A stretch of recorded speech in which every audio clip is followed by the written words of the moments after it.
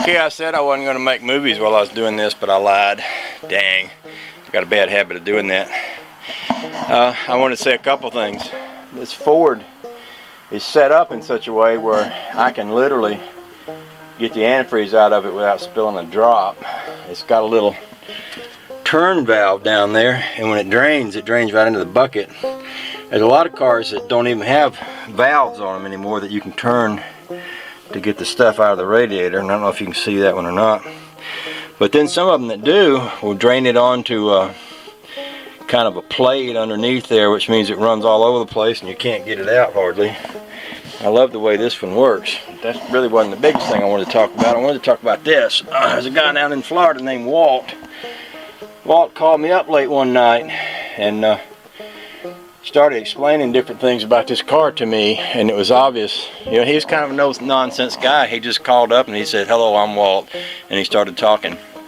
He told me all kind of stuff about this Ford, a lot of which I didn't know. And one of the things he said was that this car, like all cars, have an oil breather out of the motor. It's where the air flows through the motor. And he said this one has a filter on it, and you can unscrew this canister and take this filter out and clean it up. And that if this filter stopped up, it will clog the motor up, and it'll make it blow oil out through the oil cap up here.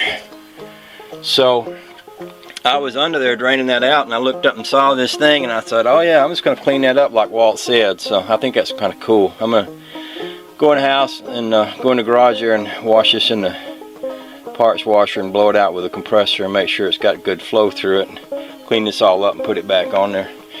And it goes, well, I'll show you from under here, probably easier. This is the oil breather, that little pipe right there. And then right up in there is where that canister goes, and then that little filter sits right up on top of that thing right there. So, and then there's a 1/2-inch screw that goes into the top, which you can access from the bottom. Oh, look at my fuel bowl. Isn't that pretty? I don't know if y'all remember what a bear of a time I had getting that thing off of there. Oh yeah, that was another video from way back. Okay, I'm going to stop making videos and do this, and then drain some more antifreeze and then start getting that manifold off of there. If I decide I have to talk again later, I'll